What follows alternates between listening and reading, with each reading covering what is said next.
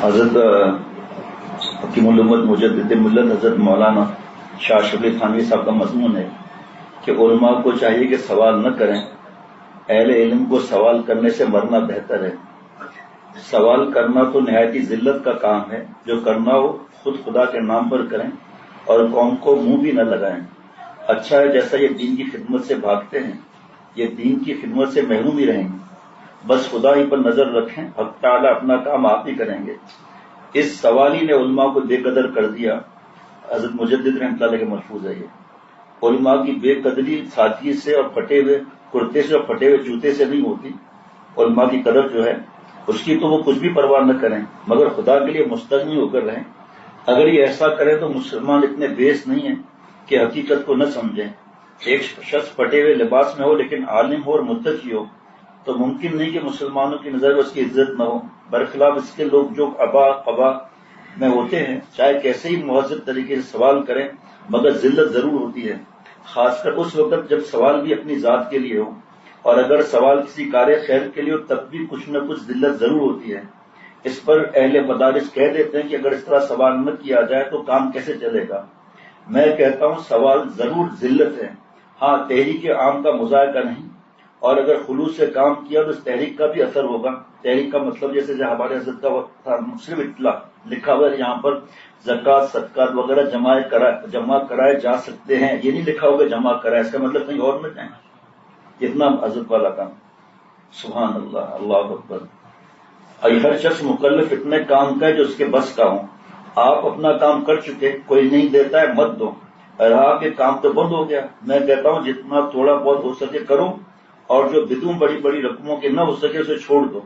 اور اگر مدرسے بھی بند ہو جائے، بند ہو جانے دو۔ میں علماء سے کہتا ہوں اس حالت میں تم اپنے گھر ٹھہرو، مزدوری کر کے کھاؤ، کوئی آوے تو پڑھا دو، کھانے کو نہ ملے تو اسی کو نہ مر جاؤ، اسی میں مر جاؤ مگر ہاتھ مت پھیلاؤ، اور خدا تعالیٰ کے سامنے کہہ دینے کا جتنا اللہ ہم سے ہو سکا اتنا ہم نے کیا۔ اس سے زیادہ کئی سرمایہ کی ضرورت تھی جو ہمارے پاس تھا نہیں، جن کے پاس تھا ہم نے دیا نہیں، بس اس وقت ساری قوم کی گردنیں نپ جائیں گی۔ باقی اس سوال میں تو طرح طرح کی خرابیاں ہیں، وہ لوگ اس کو کار خیر سمجھتے ہیں، میرے نزدیک یہ کار شر ہے۔ مشترکہ خرابی تو یہ ہے کہ دین کی ذلت ہے، اور علماء کے لیے سوال کرتے ہیں یہ خرابی ہے کہ ذلیل ہوتے ہیں اور چند روز میں حیا جاتی رہتی ہے۔ مشاہدہ کہ اکثر سائلوں کے اخلاق اکثر خراب ہو جاتے ہیں اور علم کے آثار مٹ جاتے ہیں، پھر ان سے دوسروں کو کیا فیض ہو سکتا ہے۔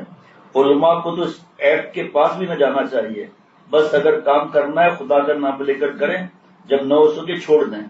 جناب خلوص کے ساتھ کام کرنے میں فاقے کی نوبت نہیں آئے گی۔ ارشاد فرمایا، اور حضرت میں خدا پر توکل کر کے کہتا ہوں انشاءاللہ فاقے کی نوبت آئے گی ہی نہیں۔ کام کیجئے جناب، کام خود لوگوں کو متوجہ کر لیتا ہے، مگر برائے خدا للہیت کے ساتھ کیجئے۔ یہ بھی نیت نہ رکھیے کہ لوگ رجوع ہوں، خیر یہ تو دور کی بات ہے کسی کو رائے دوں اور کیسے دل میں ڈال دوں۔ آج کل اہل علم کو اس چندے سے روکنا تو مشکل ہے، اور یہ سوال کی رسم دنیا سے اٹھنا دشوار ہے، کیونکہ ضعفاء کو ظاہر تکلیف کا کبھی احتمال ہوتا ہے۔ مگر میں قوم سے کہتا ہوں کہ تم اپنے دین کی بے عزتی کیوں کرتے ہو؟ علماء کے سپرد تم نے چندے کی خدمت کیوں کی ہے جس سے وہ ذلیل ہوتے ہیں، اور ان کے ساتھ علم اور دین بھی ذلیل ہوا۔ غیرت قومی کیسے تقاضا کرتی ہے کہ اپنے علماء کو لوگوں کی نظروں میں بے وقت دیکھا جائے۔ یہ چندے کا کام تم مالدار خود کرو، اور علماء سے وہ کام لو جو ان کے کرنے کا ہے، یعنی تعلیم، تبلیغ اور پڑھنا پڑھانا۔ تعلیم اور تبلیغ کے متعلق جو نسق ہوں اس میں تم دخل مت دو، مالی انتظامات اپنے ہاتھ میں رکھو، اس میں علماء کچھ دخل نہ دیں، اور دینے والوں کو اور وصول کرنے والوں سب کو چاہیے اس کام کو حقیر نہ سمجھیں، کیونکہ سوال سے علماء کی تو تحقیر ہوتی ہے اور قوم کی تحقیر نہیں ہوتی، کیونکہ علماء کے مانگنے میں تو یہ شبہ ہو سکتا ہے اپنے پیٹ کے واسطے مانگتے ہیں، اور قوم کے بڑے لوگوں کے مانگنے میں یہ شبہ نہیں ہو سکتا کہ اپنے پیٹ کے واسطے مانگتے ہیں۔ اس واسطے مولویوں کو چندہ نہیں ملتا، اور ایسے لوگ ہو جاتے ہیں تو فوراً ملتا ہے جب ایسے لوگ جاتے ہیں۔ مولویوں کی تو صورت دیکھ کر لوگ چھپ جاتے ہیں، عجیب بات آ کے بتا رہا حضرت والا رحمۃ اللہ علیہ۔ چنانچہ ایک جگہ ایک صدر اعلیٰ کی تبدیلی ہوئی، وہ پرانے فیشن کے آدمی تھے، ابا قبا پہنتے تھے۔ جب اس شہر میں پہنچے تو ایک رئیس صاحب سے ملنے گئے، وہ باہر مکان میں بیٹھے ہوئے تھے، دور سے دیکھا کوئی مولوی صاحب آ رہے ہیں، فوراً گھر میں چلے گئے۔ صدر اعلیٰ سمجھ گیا اور کہلوا بھیجا کہ ڈرے نہیں، میں کوئی سائل نہیں ہوں، تب وہ باہر تشریف لائے۔ علماء کے مانگنے سے یہ نتائج پیدا ہو گئے کہ علماء کو مانگتے دیکھ کر جاہلوں نے بھی مانگنا اختیار کر لیا ہے، مولویوں کی وضع بنا لی ہے، ان کا نام بھی مولوی ہو گیا، مدرسہ وغیرہ کچھ بھی نہیں۔ یہ خرابی قوم کی بے توجہی سے ہے۔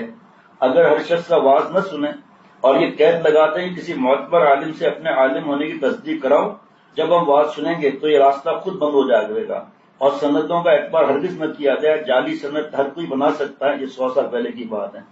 جب وہ تصدیق نہیں کرا سکا تو ایسوں کے ساتھ صرف یہ سلوک کرے کہ ان کو کھانا کھلا دیا، آواز سے منع کر دیا۔ میں خدمت سے منع نہیں کرتا، حسب موقع اور محل خدمت کر دو، کیونکہ ممکن ہے وہ محتاج اور واجب الخدمت ہوں، مگر واز کسی کا نہ سنیں سوائے مستند اور جو پکا عالم ہو اور اس کے بارے پتہ کریں۔ اور خدمت کے بعد میں یہ رکھیں کہ بس ایک بات، ہیپاڑ ایک جگہ ہے ہندوستان میں، میں جلسے میں گیا ہوا تھا، ایک پیر صاحب تشریف لائے اور ان کے ساتھ ایک لسان مولوی صاحب بھی تھے۔ ان کو اس واسطے لائے تھے کہ اگر میں پیر زادوں کی خدمت سے منع کروں تو مجھ سے مناظرہ کریں۔ اتفاق سے میں اس بات میں بھی گیا ہوا تھا، صاحبوں یہ حالت ہے ان چیزوں کی۔ اللہ اللہ، کیا بات ہے، ماشاء اللہ۔ طلباء علماء کے لیے اتنے عزت کے مضامین ہیں، اتنے مضامین ہیں کہ آپ سوچ بھی نہیں سکتے، آپ اتنے مضامین ہیں کہ کس طرح بیان کریں، کس طرح چلنا ہے، کس طرح کپڑے پہننے چاہیے حضرت مجدد کے بھی، اور کس طرح اللہ تعالیٰ سے مانگنا چاہیے۔